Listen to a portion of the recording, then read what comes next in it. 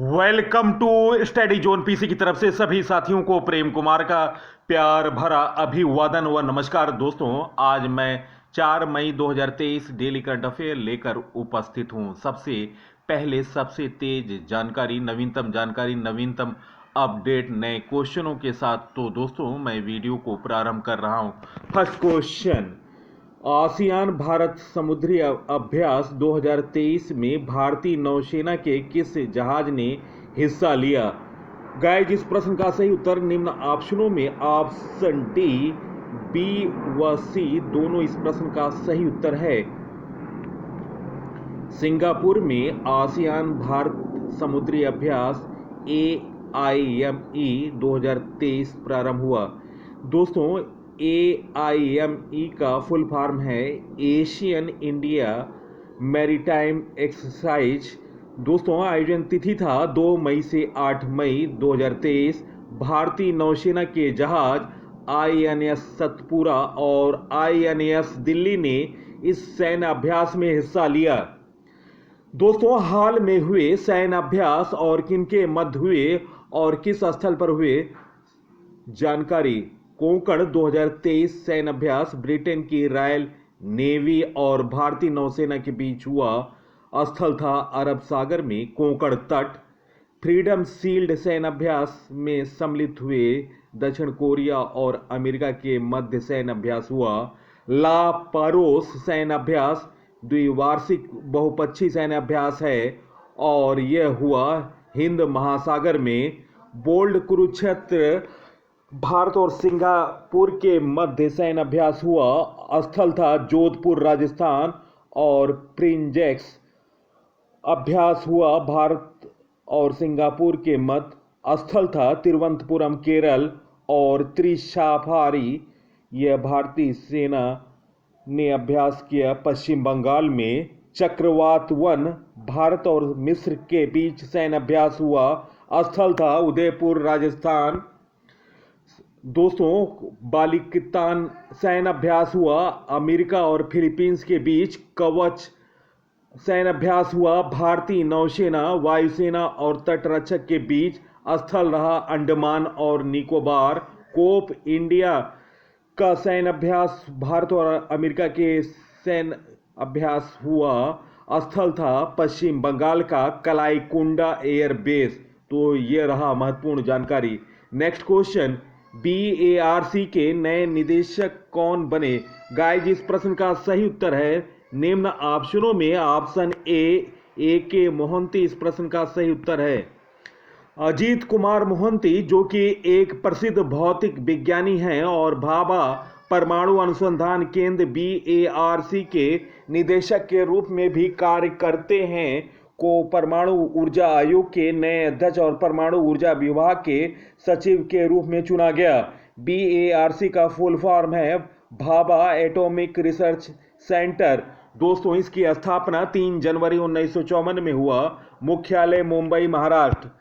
Mohanty KN व्यास की जगह लेंगे। कैबिनेट की नियुक्ति समिति ने मोहंती की नियुक्ति के 66 वर्ष की आयु तक यानी 10 अक्टूबर 2025 तक या अगले आदेश तक जो पहले हों के लिए मंजूरी दी। मोहंती को मार्च 2019 में BARC निदेशक के रूप में नियुक्त किया गया था। दोस्तों, ये हैं AK मोहंती, जो कि BARC के महानिदेशक चुने गए और नियुक्त भी हो गए। भाभा परमाणु अनुसंधान केंद्र के बारे में जानकारी, यह ट्राम्बे मुंबई में स्थित एक परमाणु अनुसंधान केंद्र है। इसकी स्थापना 1954 में एक प्रसिद्ध भौतिक विज्ञानी डॉक्टर होमी J भाभा ने की थी, जिन्होंने संस्थान के संस्थापक निदेशक के रूप में कार्य किया था। BARC मुख्य रूप से परमाणु रिएक्टरों, ईंधन चक्र प्रौद्योगिकियों और विकिरण प्रसंस्करण के डिजाइन और विकास सहित परमाणु ऊर्जा अनुसंधान पर केंद्रित है। संगठन भौतिकी, रसायन विज्ञान और जीव विज्ञान जैसे क्षेत्रों में बुनियादी और अप्रयुक्त अनुसंधान भी करता है। BARC कई परमाणु सुविधाओं का संचालन करता है, जिसमें ध्रुव, साइरस और पूर्णिमा सेकेंड रिएक्टर शामिल है। नेक्स्ट क्वेश्चन, हेरिटेज फेस्टिवल 2023 कहाँ शुरू हुआ? निम्न ऑप्शनों में ऑप्शन ए गोवा इस प्रश्न का सही उत्तर है। गोवा सरकार के पर्यटन विभाग ने उत्तर गोवा के सालीगांव में 28 से 30 अप्रैल को हेरिटेज फेस्टिवल 2023 आयोजित करने के लिए तैयार है। दोस्तों, यह आयोजन हो चुका है। यह उत्सव राज्य के सांस्कृतिक पर्यटन को बढ़ावा देने का उद्देश्य रखता है, जहां राज्य की परंपराएं, संस्कृति और कला का प्रदर्शन किया जाएगा। पर्यटन विभाग के एक प्रवक्ता ने बताया कि उत्सव में नृत्य, हेरिटेज वॉक, खाने की चटनियां, संगीत शो और अन्य विभिन्न प्रदर्शन शामिल होंगे। नेक्स्ट क्वेश्चन, हाल में किसने लिपजिंग बुक पुरस्कार 2023 जीता है? निम्न ऑप्शनों में ऑप्शन ए मारिया स्टेपेनो इस प्रश्न का सही उत्तर ऑप्शन ए। रूसी लेखिका मारिया स्टेपानो ने लिपजिंग बुक पुरस्कार 2023 जीता है। उनकी कविता संग्रह गर्ल्स विदाउट क्लास के लिए इन्हें लिपजिंग बुक प्राइज मिला। उनका उपन्यास इन मेमोरी ऑफ मेमोरी, जिसमें स्टालिनवादी और सोवियत संघ के अंत के विषयों पर विस्तार से बात की गई, ने उन्हें 2021 में बुकर पुरस्कार के लिए नामांकित किया था। स्टेपानो एक रूसी यहूदी कवि, उपन्यासकार और पत्रकार हैं, जिनका जन्म 1972 में मॉस्को में हुआ था। दोस्तों, वह व्लादिमीर पुतिन के प्रशासन के खिलाफ आवाज उठाने वाले कुछ लोगों में से एक हैं। दोस्तों, यह है रूसी लेखिका मारिया स्टेपानोवा। हाल में नवीनतम पुरस्कार एबल पुरस्कार 2023 लुइस कैफरेली को दिया गया। संगीत कला निधि पुरस्कार से बॉम्बे जयश्री को सम्मानित किया गया। सरस्वती सम्मान 2022 के लिए शिव शंकरी को चुना गया। प्रित्जकर आर्किटेक्चर पुरस्कार 2023 के विजेता सर डेविड चिपरफील्ड को चुना गया। 8वें राष्ट्रीय फोटोग्राफी पुरस्कार समारोह में लाइफ टाइम अचीवमेंट पुरस्कार शिप्रा दास को सम्मानित किया गया। और अभी हाल में 64 वर्ष बाद दलाई लामा को रेमन मैग्सेसे पुरस्कार से सम्मानित किया गया। Next question, bank of Baroda के नए प्रबंध निदेशक कौन नियुक्त किए गए? गाइज, इस प्रश्न का सही उत्तर निम्न ऑप्शनों में ऑप्शन ए देवदत्त चंद इस प्रश्न का सही उत्तर ऑप्शन ए। देवदत्त को बैंक ऑफ बड़ौदा का प्रबंध निदेशक नियुक्त किया गया।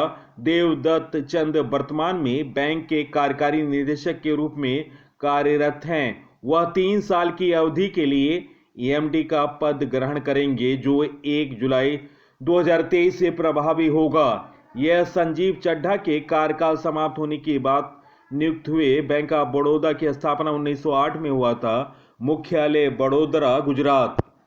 दोस्तों, यह है बैंक ऑफ बड़ौदा के देवदत्त चंद, जो कि निदेशक चुने गए हैं।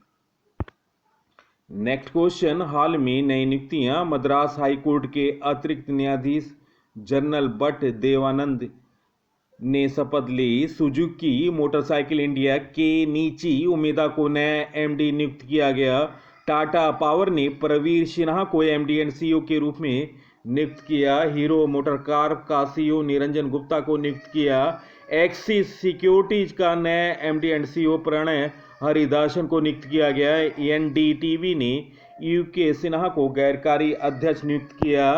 साइकिलिंग महासंघ के नए अध्यक्ष पंकज सिंह चुनाए गए। टाटा इलेक्ट्रॉनिक्स द्वारा रणधीर ठाकुर को एमडी एंड सीईओ के रूप में नियुक्त किया गया। एलआईसी ने चीफ इन्वेस्टमेंट ऑफिसर के रूप में रत्नाकर पटनायक को नियुक्त किया। हिमाचल प्रदेश हाई कोर्ट के कार्यवाहक मुख्य न्यायाधीश के रूप में जनरल तरलोक सिंह चौहान को नियुक्त किया गया। नेक्स्ट क्वेश्चन, पीएम मोदी ने देश में रेडियो कनेक्टिविटी को बढ़ावा देने के लिए कितने एफएम ट्रांसमीटरों का उद्घाटन किया? गाइस इस प्रश्न का सही उत्तर निम्न ऑप्शनों में ऑप्शन ए 91। इस प्रश्न का सही उत्तर ऑप्शन ए।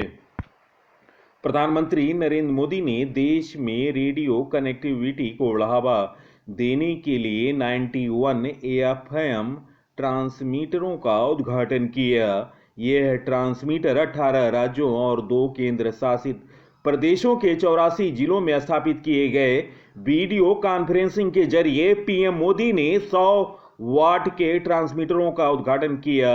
इस अवसर पर पीएम मोदी ने कहा, सरकार प्रौद्योगिकी के लोकतंत्रीकरण की दिशा में लगातार काम कर रही है।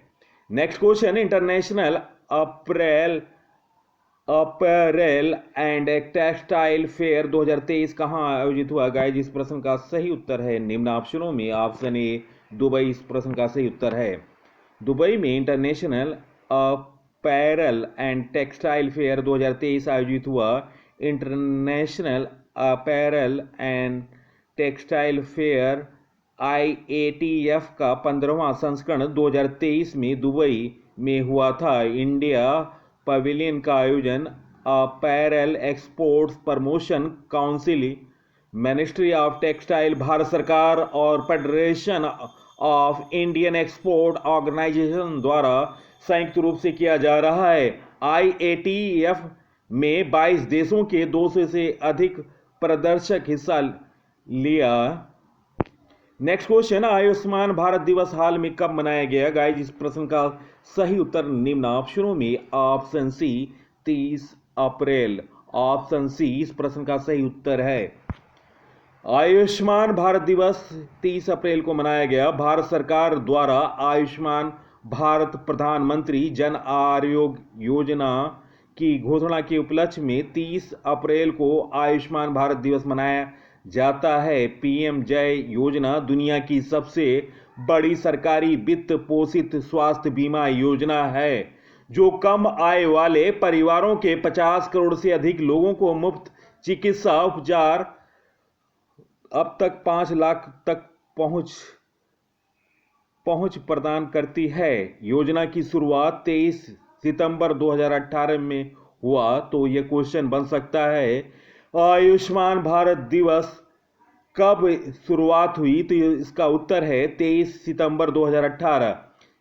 PMJ की फुल फॉर्म है प्रधानमंत्री जन आरोग्य योजना। दोस्तों, प्रधानमंत्री नरेंद्र मोदी ने छत्तीसगढ़ के बीजापुर में आयुष्मान भारत योजना की शुरुआत की थी। तो यह भी क्वेश्चन बन सकता है कि प्रधानमंत्री जन आरोग्य योजना कहां सबसे पहले प्रारंभ हुई? तो इसका उत्तर है छत्तीसगढ़ का Bijapur. Next question, T20 cricket में सबसे तेज 7000 रन बनाने वाले भारतीय कौन बने? गाइस इस प्रश्न का सही उत्तर निम्न ऑप्शनों में ऑप्शन ए KL राहुल। इस प्रश्न का सही उत्तर ऑप्शन ए। भारत के सलामी बल्लेबाज KL राहुल T20 क्रिकेट में सबसे तेज 7000 रन बनाने वाले भारतीय बन गए। राहुल ने T20 क्रिकेट में 7000 रन पूरे करने के लिए 197 पारियां खेली।